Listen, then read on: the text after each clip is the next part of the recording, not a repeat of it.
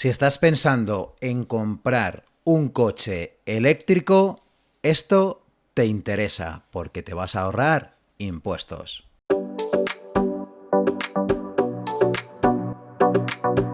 Bueno, pues ahora que estamos en verano, a día 28 de junio de 2023, el BOE nos trae una sorpresa publicada para quien quiera comprar un vehículo eléctrico.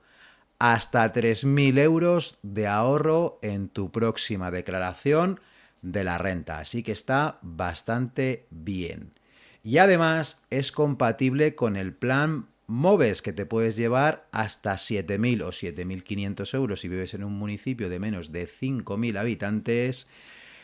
Y las dos cosas son compatibles. Ahora te voy a contar cómo funciona, pero eso sí, como yo me dedico al mundo de los autónomos, pues tengo esa pequeña parte de mala noticia para los autónomos. Lo podríamos hacer sin afectar ese vehículo a nuestra actividad, es decir, que lo tendríamos que comprar como particulares. Entonces sí nos podríamos acoger, pero no, por así decirlo, dentro de nuestro negocio, ¿vale?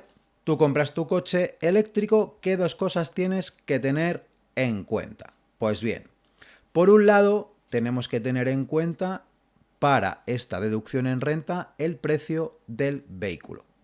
Nos cueste lo que nos cueste, el máximo que nos vamos a poder deducir son 20.000 euros. Y de estos 20.000 euros nos vamos a poder deducir un 15%, es decir, 3.000 euros. Si a ti, por ejemplo, tu renta te sale habitualmente a cero, pues te van a devolver 3.000 euros, que eso es una cosa que está muy bien.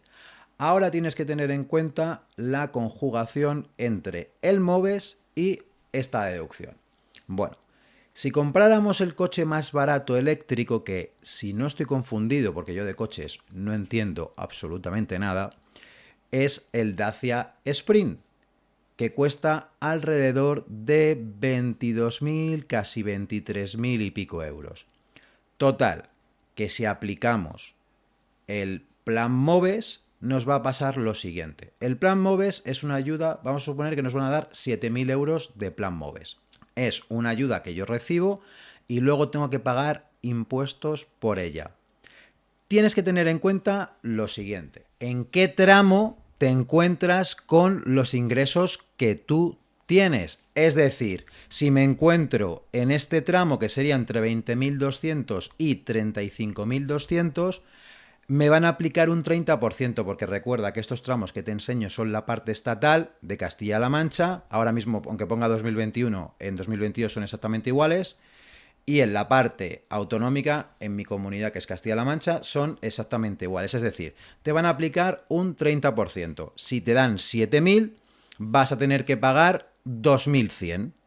Por lo tanto, ya la ayuda no son 7.000, sino que serían 4.900 euros.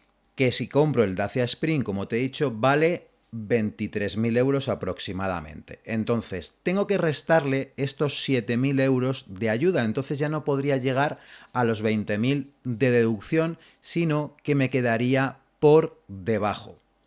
Claro, porque serían 23.000 menos los 7.000, tendría como máximo la deducción de 16.000 euros, que son 2.400 euros que me va a devolver con esta deducción la agencia tributaria. Al final estoy perdiendo 2.100 por un lado, 2.400 estoy ganando por otro, por lo tanto, ¿cuánto sería mi devolución de la declaración de la renta si me encontrara en este tramo? 300 euros. También es verdad que te puedes encontrar en un tramo todavía más alto, puedes estar en el tramo del 37, del 42, eso ya tenlo en cuenta con tus ingresos para hacer bien tus cálculos. ¿Cuánto te hubiera costado ese Dacia en realidad? Pues te hubiera costado 23.000 menos los 7.000, que son 16.000, menos los 300 euros. Es decir, al final el Dacia te habrá costado 15.700 euros. Y así que recuerda suscribirte, comparte el vídeo, que me ayudas un montón y es gratis. Sin nada más, me despido, te deseo que pases un feliz día. ¡Chao!